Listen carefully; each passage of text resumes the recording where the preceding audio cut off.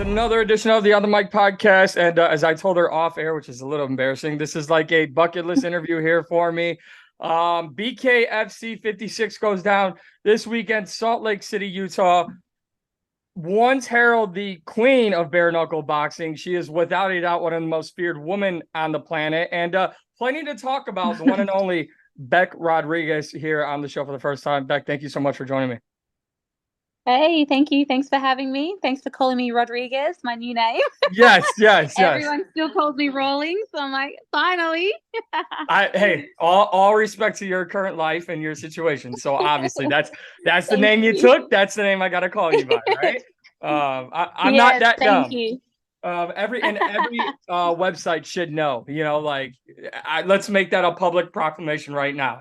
If you're covering BKFC Yeah. 56, if you are covering the woman formerly known as Bec Rawlings, it is Bec Rodriguez. And that's it. That's Yes. how every headline should be stated. That's how every interview should be written out. That's it.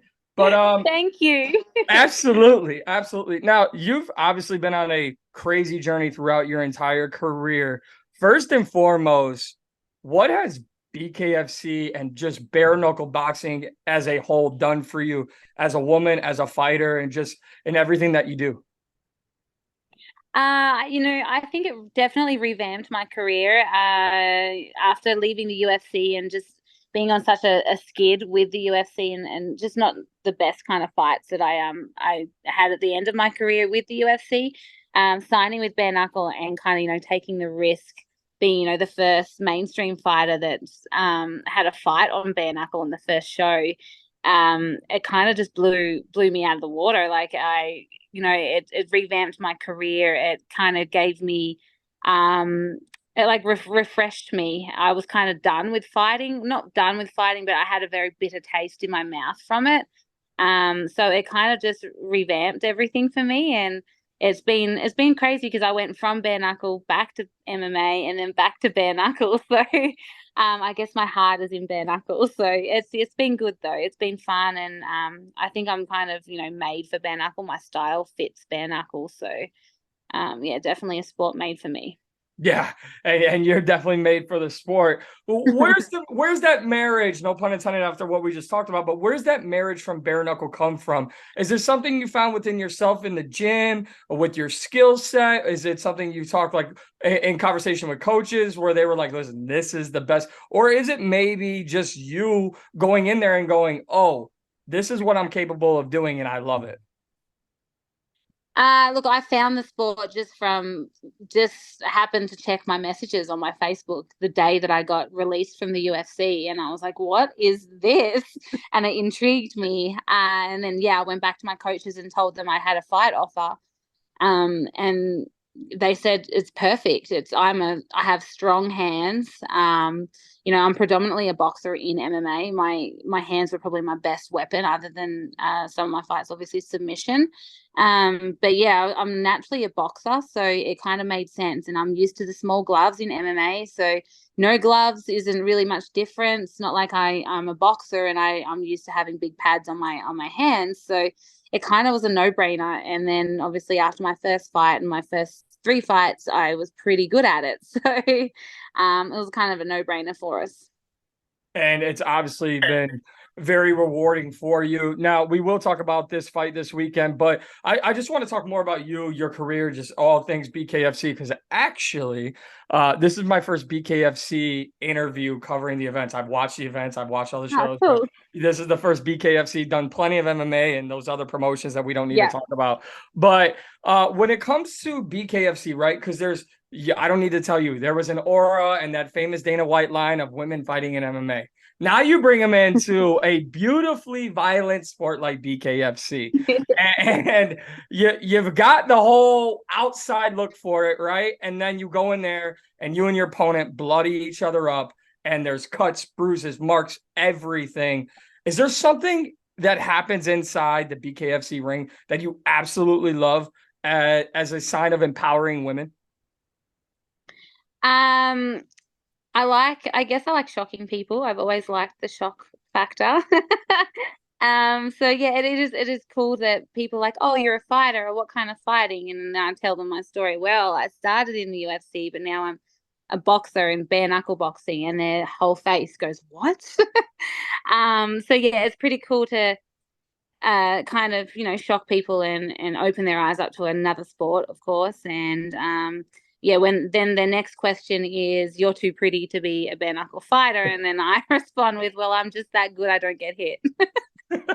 So apart from my tooth, obviously, that's now gold from choking on that in my fight in Cancun. But yeah, I think it's a great sport, and I think the women in my division and now the other divisions that they've brought in have really kind of stolen the show. We always put on fights. People, the fans love to watch us fight, and we always give it our all. You don't see any of the women kind of going out there and play fighting. You don't see them point scoring apart from Britain Hart, the chicken shit. But other than that, we always put on a good fight. So it's good. It is empowering, and we've always. I think women are now getting respect in boxing and in MMA, and especially bare knuckles. So it's good to see. Yeah, I feel like the women are beating the respect out of everyone who's watching the sport, right? Because you can't watch it and be like, I don't respect that. No, you have to. But you Yeah. mentioned something, and you know this from your time in the MMA world. You mentioned someone's name, that's Britain Hart, and she has obviously been all over the BKFC scene. How important is it to have, and I'm not saying drama, right? But to have these little rivalries, to have someone that you can always call out. We know that's how MMA got to the biggest stage. Everyone knows the biggest superstar, Conor McGregor. In MMA, he made his money not only by delivering inside the octagon, but by delivering on the microphone. So how important is it, especially on the women's side, to have someone that you can kind of poke and go back and forth with and kind of build that rivalry to continue to build interest? Look, I'm between that. I don't mind a little rivalry. I feel like it doesn't have to get trashy. It doesn't have to get hateful. I definitely like some competitiveness, I guess you could say, to call people out and want to challenge yourself. But there's a fine line. I think sometimes it gets a little too crazy, it gets a little out of control. And there are some that can do it, like Conor McGregor. He does it very well. He does it very wittily. um, but yeah, others, I think, I don't. I'm not here for it. I would prefer to be respectful, and we're both fighting each other. There's no need to bring personal attacks into things like that. I think my fighting style sells fights alone. I don't have to call people cunts all the time and go at them for their personal looks or their choices outside of the ring. So, but each to their own. But yeah, I'm not about it.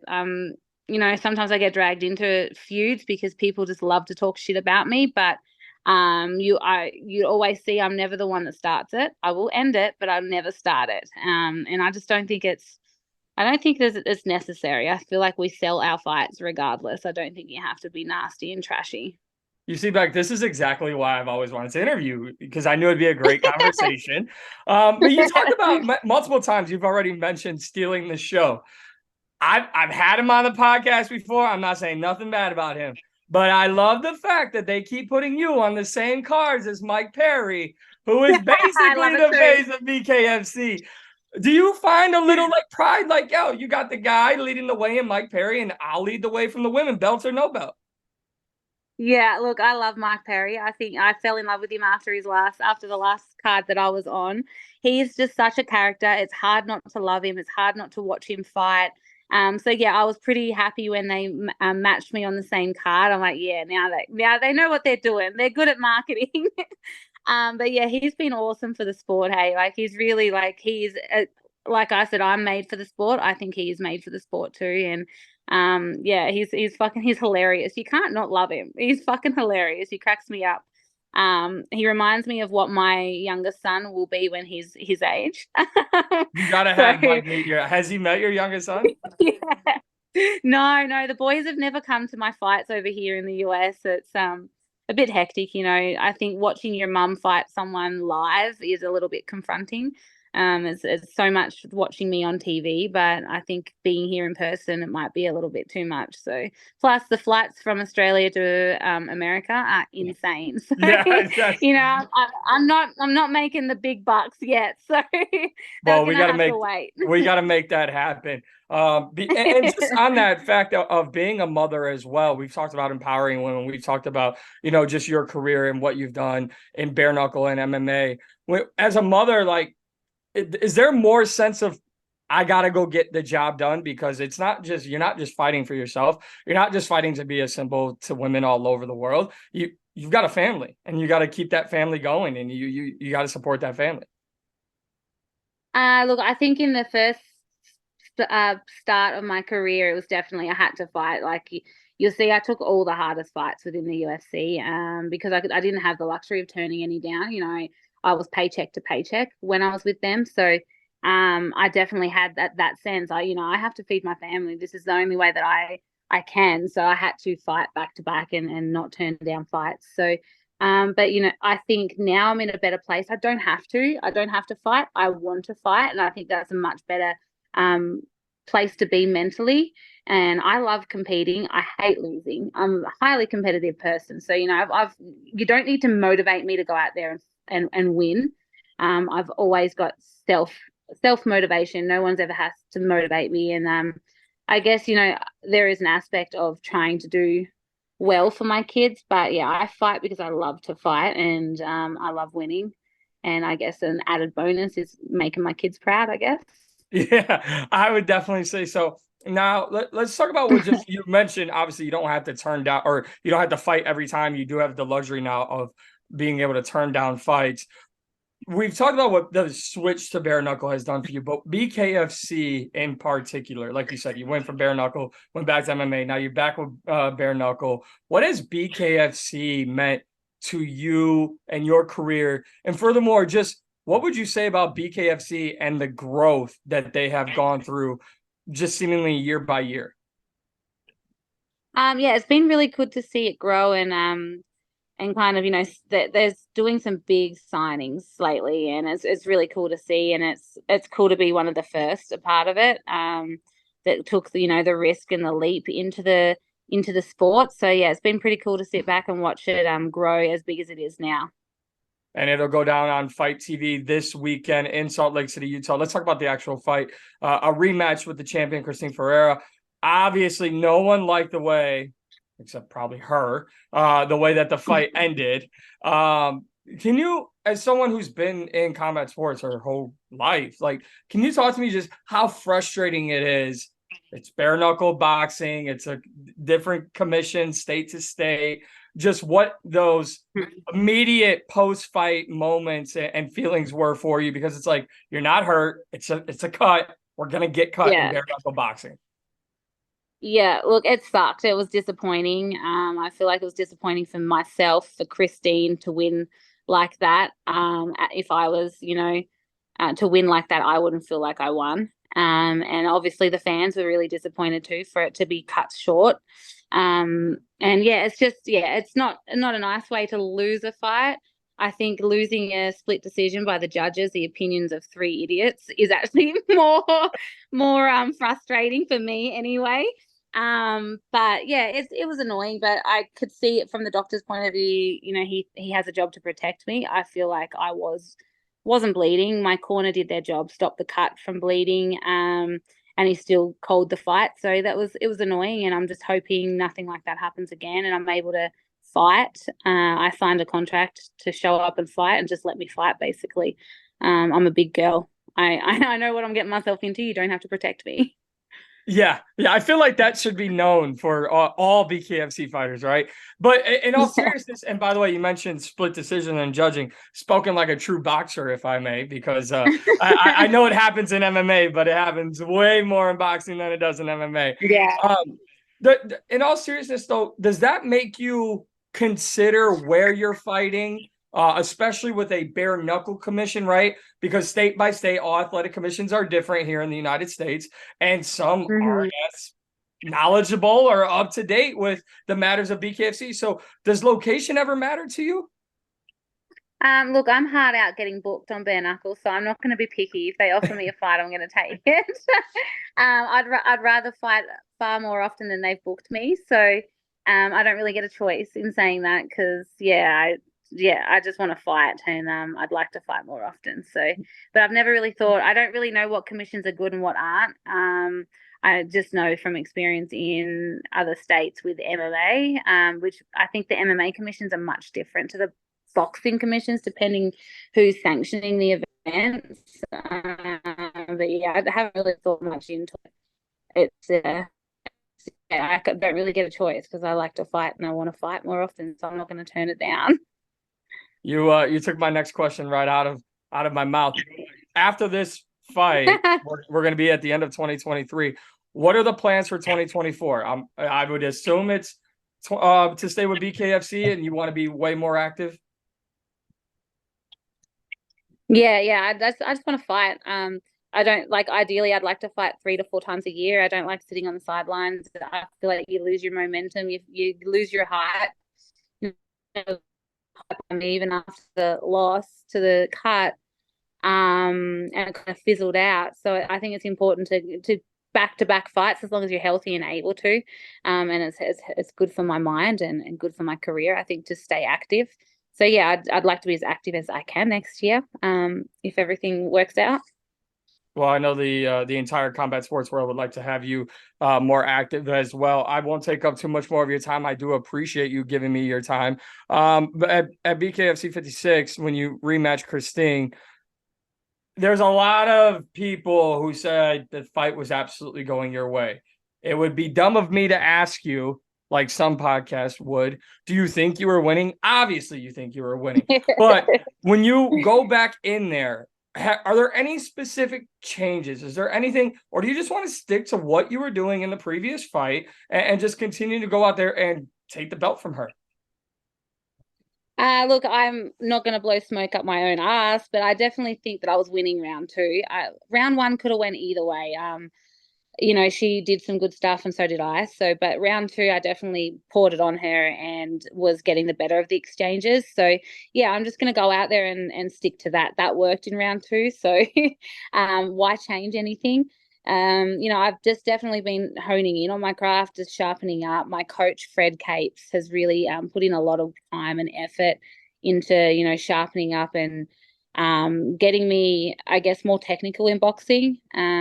Just giving me the skill set to be able to control a fight and know when to push and when not to push and have more of a fight IQ. So I'm just looking forward to going out there and showcasing all the hard work that myself and my coach, Fred, has put into me.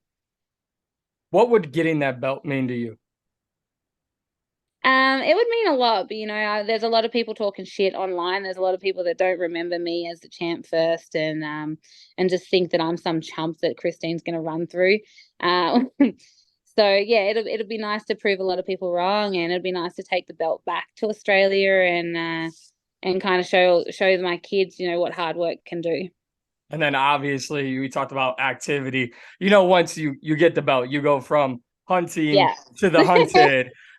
Is there anyone outside of Christine? Obviously, all eyes focused on Christine. Is there anyone in BKFC that you would love to, I guess, either shut up or just, challenge X? Not in particular. I'll fight anyone. I'm just happy to fight. Someone asked me earlier about a rematch with Paige Van Zandt. That's always been on my list of rematches, just because of our fight in MMA and how that ended. It's always like got a monkey on my back with that. So I'd like to avenge that. But in bare knuckle, that'd be awesome. But whoever. I'm not fast. I just like to fight. That much I do know. I also know that you like to be really a symbol for women, to be both women and fighters, and whether it's women and business, whatever the case may be, they can have a career and they can be a woman as well. For you, how important is it to, I asked you earlier, empower women inside the ring, but how important is it to empower women to show that you can be both? You can just be a woman, you can wear the dresses, you can wear the bikinis, you can do all of that, but you can also put on gloves and go fight or no gloves, excuse me, and go fight bare knuckle. Or in previous time, you could go fight in MMA. to have a balance of both. Some people would say, oh, you're doing it for the wrong reasons. You just want attention. You want Instagram likes. You want all this. But you've been able to really Mhm. master it in a way where it's respectful on both sides. How meaningful is that for you? And how important is it for you to keep that going? Yeah, I like putting that out there and kind of spreading positivity, I guess. There's always going to be negativity out there, and I think do whatever makes you happy. And if fighting people or getting in the gym and lifting weights, and you may have muscles, but it doesn't mean you're not feminine. I just believe that happiness is what you should strive for, and do what makes you happy, and don't let things hold you back from that. People will always want to put boundaries on you or put limitations on you just because they don't dare to chase their dreams. And yeah, just don't let people say that you can't do shit, because you can. As long as you fucking put your mind to it and believe in yourself, you can. Well, that's all the motivation I need. I'm ready to go run through a wall. And before I do that, That's what I'm BK talking about. BKFC 56 goes down Saturday, December 2nd from Salt Lake City, Utah. You can get it on Fight TV. Bec Rodriguez taking on Christine Ferea in for the 125 title. Bec, I told you to begin this, and I'll say it to end it. You were someone I've always wanted to interview, and I'm so happy we got it. Hopefully now, can I get you back on after this one? Yes, of course. Perfect, Anytime. perfect, perfect. That's all I need. If you enjoyed yourself, Yeah. we promoted the fight. We got to talk about your career and your life. Awesome. That's all I need. Honestly, all the best this weekend. Thank you so much for your Thank time. you. And I do mean when I say I think you are an amazing role model for young women, middle-aged women, older women, women of all age, women of any industry. I think they could look at you and they could see someone who found their path at a certain stage in their life and has excelled in it for years and years. And I give a lot of credit and respect to you. So can't wait for this on Fight TV, December 2nd, Saturday, live from Salt Lake City, Utah. Bec Rodriguez, thank you so much. Thank you. Thanks for having me. Absolutely.